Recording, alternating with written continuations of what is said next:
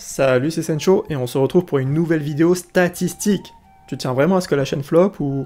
Ouah, j'ai envie de te dire, on n'est plus à ça près. Hein. Aujourd'hui, ça va faire un bilan de l'arc Egghead, mais on va parler chiffres. On a fait une étude carrément. Ouais, je me fous pas de ta gueule. J'ai demandé à plusieurs membres du Discord de relire l'arc et de noter chaque chapitre sur 10. J'en ai fait une moyenne et c'est vachement intéressant. Mais avant de commencer... Oula, calme-toi, c'est pas ce que je voulais dire. Avant de commencer, rejoins le Discord. Si tu veux participer à d'autres events du genre, ou même juste parler chill avec d'autres gens de One Piece, c'est le bon plan. Le lien est dans la description. Bref, présentons notre étude. Elle s'étale du chapitre 1060 au chapitre 1111 de One Piece. Et premier truc qu'on remarque, Egghead, ça a commencé il y a 1 an et demi. Sérieusement, le temps passe vite, hein. Je suis dépassé par le temps, je ne pense plus comme avant. Bon, je précise quand même une chose, chaque participant a évalué les chapitres de son côté sans savoir les avis des autres, et je n'ai absolument pas interféré dans leur notation. Mais Sencho, c'est quoi l'objectif de ces stats? Merci à la voix dans ma tête de me poser les bonnes questions au bon moment. En vrai, on va étudier plusieurs aspects, mais par exemple, une des questions qu'on va se poser est la suivante. One Piece est-il meilleur lorsqu'on ne voit pas les Megiwara? Bon, c'est pas nouveau, c'est un avis qui revient souvent, que je partage même, et c'est une bonne occasion de le tester en fait.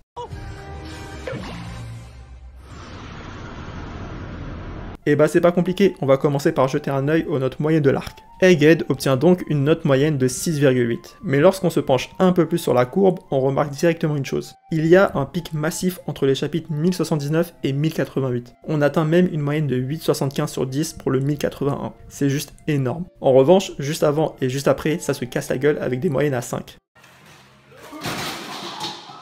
Mais Sencho, qu'est-ce qui explique un tel écart? Eh bah bouge pas, je vais te le dire. On a commencé par diviser les chapitres en 4 catégories. Accroche-toi, là va falloir suivre. Est-ce que le chapitre est centré sur les Megiwara et Egghead de manière générale? Est-ce que le chapitre se déroule ailleurs que sur l'île de Vegapunk? Est-ce que c'est moitié-moitié? Et enfin, est-ce qu'il s'agit du flashback de Kuma? On a donc 4 catégories. Ouais, je me répète. Tu le dis une fois, c'est bon normalement, et les gens ils ont compris. Mais pourquoi répéter ça? On commence absolument pas chronologiquement par le flashback de Kuma. La note moyenne est à 6,73. En vrai, c'est propre. On a sensiblement la même chose avec les chapitres à moitié sur Egghead et à moitié ailleurs. En fait, ces deux catégories ont des bonnes notes, et vont nous servir surtout de seuil de comparaison. Mais du coup, si t'as bien suivi, les deux catégories restantes sont les catégories avec les Megiwara et celles sans les Megiwara. Et bah c'est là où ça devient vraiment intéressant. Les chapitres sur Egghead et les Megiwara de manière générale ont une note moyenne de 6,38. A l'inverse, dès qu'on s'éloigne d'eux, on monte à 8,10. Il y a un écart de presque 2 points selon si on voit ou non les Megi. Je sais pas si tu réalises, mais on parle de notes sur 10. 2 points, c'est énorme. Après, je veux pas dire, hein, mais ça fait des années que je répète qu'ils sont chiants. Et entre nous, je connais personne qui préfère voir Franky à Shanks, Kobe ou Baggy. On est tous d'accord. Imagine la vie, pas comme ça qu'on imagine la vie. Plus sérieusement, je pense que ça traduit quelque chose. C'est peut-être lié au manque de tension et d'enjeux qui entourent les Megiwara. Le plot armor se fait par moments un peu trop ressentir. A l'inverse, on a des persos et des événements vraiment intéressants éparpillés dans le monde. Qui n'a pas aimé la rêverie, la ruche ou la cross guild? Faut dire, on a quand même très bien mangé avec ces passages. Quelle grâce. Non, c'est bon. Je veux goûter si la fraise. Bref, prochain critère.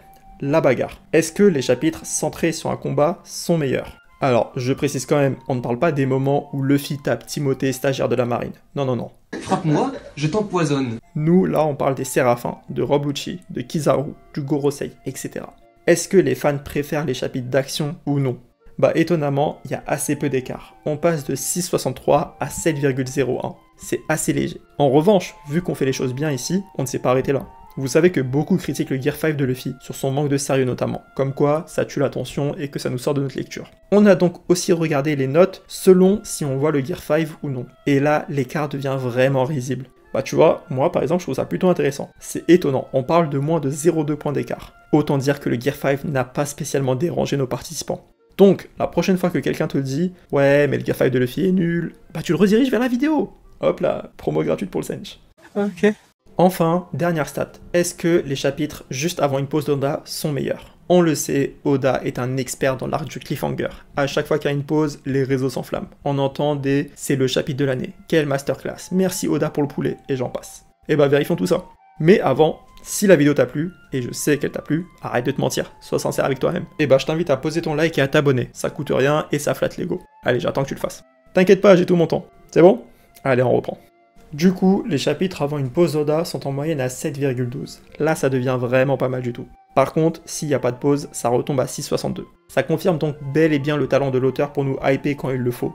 Les chapitres sont donc globalement meilleurs avant une pause, mais il n'y a pas un écart colossal non plus. Bon, si on devait faire un petit bilan rapide. S'il y a de la bagarre ou s'il y a une pause, le chapitre a plus de chances d'être meilleur. Mais si on veut vraiment se régaler, faut surtout que le chapitre ne tourne pas autour des muggy. Et tant qu'on parle d'eux, le Gear 5 de Luffy ne semble pas déranger tant que ça. Bon, j'espère que la vidéo t'a plu. Sachant de ce qu'on retrouve habituellement sur YouTube, n'hésite pas à me dire en commentaire ce que t'en as pensé. Et si tu veux un autre épisode sur un autre arc, eh bah ça peut se faire. Moi je te dis à très bientôt pour une autre vidéo ou un live. Ouais, parce qu'on fait souvent des lives. Et tu sais ce qui est cool? N'importe qui le souhaite peut venir participer à ces lives et discuter avec nous. On organise des discussions et des débats sur One Piece ouverts à tous. Donc, n'hésite pas à nous rejoindre sur le Discord.